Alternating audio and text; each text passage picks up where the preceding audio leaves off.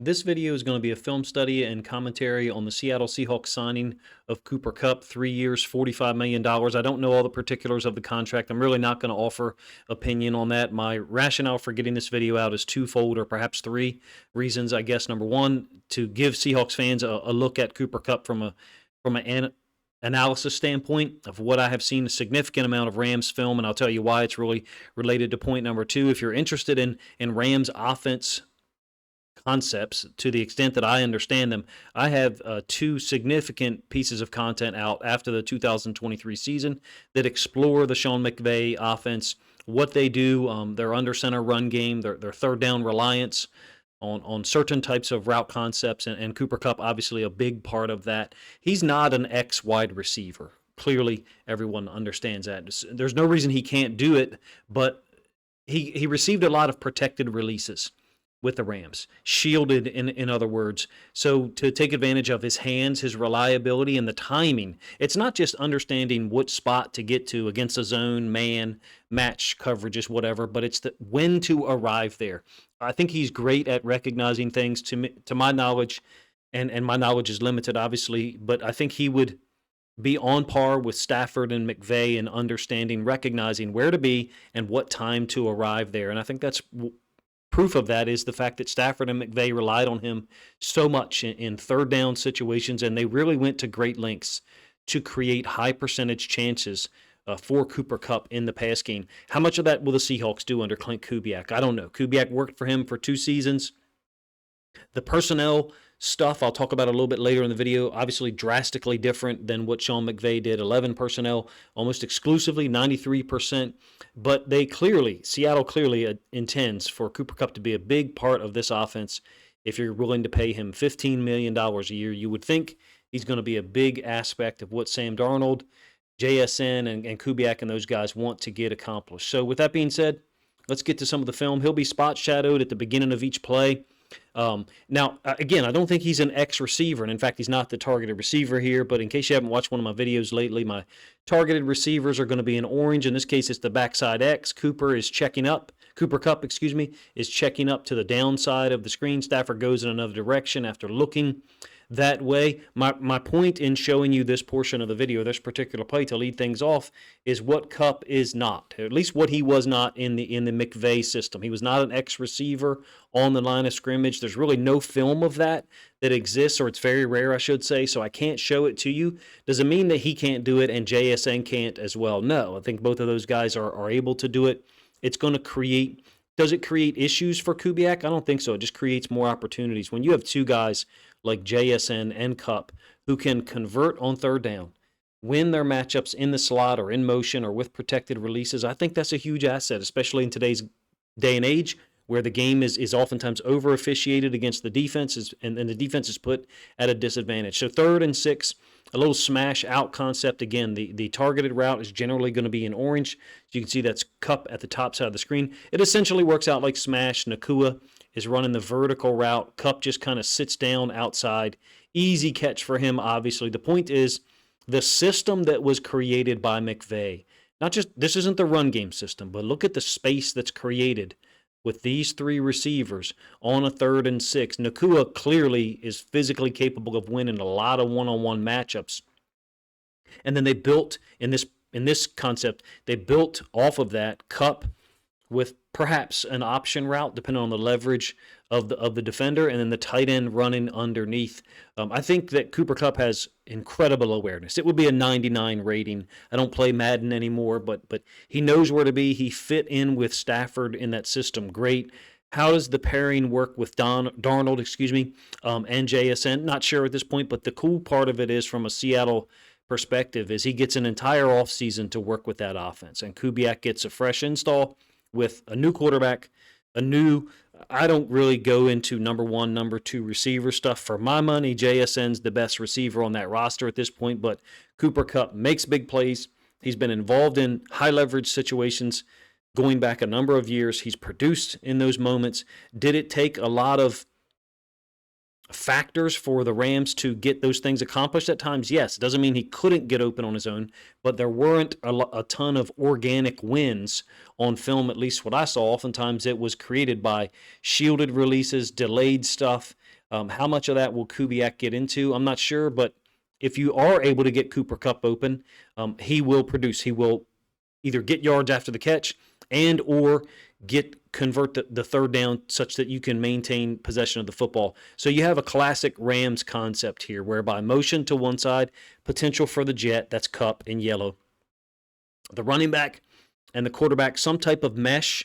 In this case, it's a play action fake. Really you're talking about wing T system here. And again, if you're interested in anything about the McVay offense, I probably have about an hour and 20 minutes of content out there after the 2023 season talking about how many similarities I see between McVay's offense and the wing T. And lo and behold, I didn't even necessarily know when I began that film study that McVay was a wing T quarterback in high school. So it kind of isn't surprising to that level or to that degree that he creates an offense, even at the NFL level, that ends up looking like a lot of wing T concepts. Now, I think conceptually, that last play is really what Kubiak wants to create: horizontal conflict.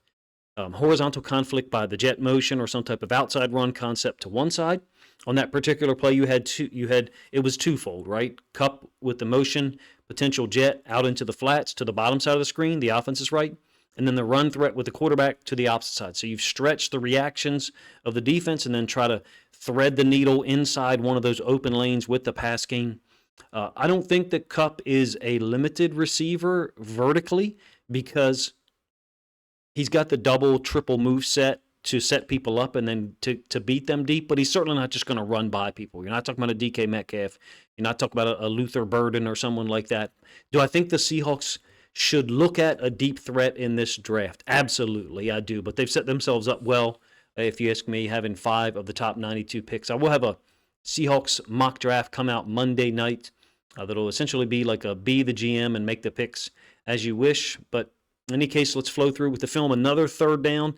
And the interesting thing about Kupp here is this is the second time I've ever seen this. He's literally telling the receiver what to do. So he knew every route in the system. You could see him waving the receiver off on a vertical and then sitting outside. When I talk about shielded releases, this is what I mean. You've got a vertical that's inside of the DB. I'm talking about this DB right here. And then along with that, you've got a tight end getting to the outside shoulder of that DB as Stafford is looking to in that direction. So Kupp 100% shielded release here, created by McVay. I think it's because that trio, McVay, Stafford, Kupp, they understood what they were looking at pre-snap. So Kubiak, JSN, Kupp, all of the guys with Seattle's offense, you want them to get to that point whereby they can recognize something pre-snap and how that leads to what's going to unfold coverage-wise post-snap. Kubiak's got a great awareness of that. He was in L.A. with McVay 2017 and 2018. I think he was a holdover from the previous Rams staff, but I could be wrong. Do the offenses look similar? In some ways, but I think Kubiak's offense includes more unique concepts. And again, I'm talking about from 2024 with the Saints. I'll have a film study out on Kubiak's offense, perhaps too late in your opinion, that's no problem. But as far as Kupp goes, JSN too, those guys are too smart to not be able to adapt and adjust to whatever terminology is out there. Kupp clearly understood every route and role in that system in Los Angeles. And certainly Kubiak will look to take advantage of that. Here's an example, another third down, in fact, where he's lined up in the backfield, and you really get the classic shake route that he utilizes a lot. In this case, it's going to be against an inside linebacker, giving him some type of move either to the inside or outside, and then cutting off of that. Stafford really just looking right at him, dead red, right on Kupp. Whether he breaks in or out is going to target him. He's unable to get into the end zone, but keeps possession of the football for the offense on the 3rd and 4, like I said. As I mentioned a little bit ago, if you are interested at all, I have some Rams offense film study videos from after the 2023 season, 2 of them, in fact. You're seeing the thumbnails for those 2 videos here. I'll link them up during the premiere of this video or during the play of this video and maybe in the description. They're basically talking about how McVay manipulates offenses with his personnel groups, 11, almost exclusively, 93% of the time plus, formation and motion, and really controls the look of the defense. I think that was how they were able to know the coverage so often. They were just really great at it, and Stafford was a part of it for sure. They've got to get Sam Darnold on that same level or something similar, whereby he can know the coverage with a high degree of certainty, and then Kupp, JSN, as well as others are able to take advantage of it to the degree that they can recreate the Rams and McVay's success immediately. I'm not sure, but my point in showing you those videos is if you're interested in what the similarities are, perhaps you could check those out. There was a significant amount of research put into those, and that's why I want to try to do a little bit of self-promotion. Let me be clear about shielded releases, where you're either off the line of scrimmage as a slot or like the last play in the backfield or in motion. I'm really interested in the deployment of Kupp and JSN. I don't think that anyone should look at it and say, well, how are those guys going to coexist with each other since they're both guys that play in the slot so much? I think it's an asset to have two great players like this, reliable, who can make plays. JSN, coming into his own after his second season. This is a touchdown to Kupp on a blown coverage. How does it happen? Well, you get defensive backs, in this case strong safety, rolling down on the motion, staring in the backfield, because why? You get the classic play action fake mesh like I diagrammed earlier with the quarterback and the running back. DB's eyes in the backfield. If you have the slant or if you have the flats, you have the wheel, a saying that we have used and others. In this case, no one on him, wide open. Kupp, 62-yard touchdown against Washington. Obviously very easy. He didn't need to, quote, do anything. How does it happen? That run and then play action component that I think Kubiak wants to take advantage of. Kupp, not a deep threat. I don't know. I don't think you can underestimate him. He does a great job at selling routes. He does a great job at leveraging the coverage, pushing you to one direction because he wants to break the route back inside. Is he going to do more work underneath? Certainly, right? He's going to convert a lot of 3rd and 4s, 3rd and 5s, but where I really think Kupp will shine with this group is turning a lot of 2nd and 8s, 2nd and 7s into those 3rd and 1s, so that the offense isn't in a known 3rd and 4, 3rd and 5 situation. This is a shielded release for sure. You got the tight end and the Z wide receiver who's on the line of scrimmage, whatever you want to call them, Z or H, and that's release number 1 and 2. Okay, essentially a wheel from the tight end. That's the outside route that you're seeing right here. Those guys are getting out of there first, such that Kupp can fit underneath. Again, this is a 2nd and 8. A little bit of a delayed release. Stafford reading that side, knows right where he's going with it. Quick completion underneath, like I said, on a 2nd and 8, creates a manageable 3rd and 1, or maybe a long-ish, or a short 3rd and 2, I should say. We'll talk about one other element here that I think must be covered, and that's what Kubiak's offense will look like. Is it going to resemble the Rams 11 personnel, 93% 11 personnel? No, I don't think so. Is it going to be like his offense, Kubiak's offense from last season with the Saints? You're seeing the personnel group usage right there on the screen, by the way. Well, first of all, I cut off another 7 or 8 personnel groupings. There was a whole bunch of stuff in there. I felt like these were the main 5 to focus on. You can see a significant amount of 12 personnel, 11 personnel only in the 33% range. Does that mean that he's going to go to more 12 and 21 personnel groupings? I don't think you're going to see a ton of 21 personnel groupings. That's just a thought off the top of my head. I think if you see 21 personnel stuff, it's going to be from a 12 personnel platform and one of the tight ends, quote, serving as a fullback. But I could be drastically wrong. There's obviously some really good tight ends in this draft. I think the Seahawks are probably set up to go offensive line at 18, but there's going to be some talent there at 18 that'll be difficult for them to pass on. I'm simultaneously really looking forward to seeing what the Seahawks do at pick 18, but also kind of dreading it because there could be some high-quality offensive linemen there. Well, there will be, some high-quality offensive linemen, but fantastic position player talent as well that, maybe you really don't want to pass on. I think we're going to see a merging of the two from a personnel group standpoint. Back to Kubiak's offense. I don't believe we're going to get such a high percentage of 12 and 13 personnel. Looking at these two here, you got 12, 30%, 13 personnel, 8%, and then 22 personnel, 7%. So real quick math, a little above 45% of the time had two or more tight ends on the field. That'll be an interesting dynamic to track, number one, and also kind of project moving forward once the draft is completed, because really the Seahawks, I think, will be more multiple from a personnel standpoint than the Rams. But Kupp and JSN being there, were they to go receiver at 18 with someone at a really high level, like a Burden or whoever, that could change the dynamic dramatically. More film on third downs, and this is where Kupp really shines, when he can get a free release and either run a slant, make it look like a slant, and then come back to the outside. Some people call whip routes, China in, China out, whatever. This is where he really shines, if you ask me. Basically, running onto the space that's vacated by this route right here from the number 3 receiver. As soon as that safety jump goes with that, Kupp just runs onto the space. He knows he's got an outside leverage corner. There's no help for this corner at all to the outside, so Kupp presses that to get him to give away his leverage or give away the area that's a deficiency from a help standpoint.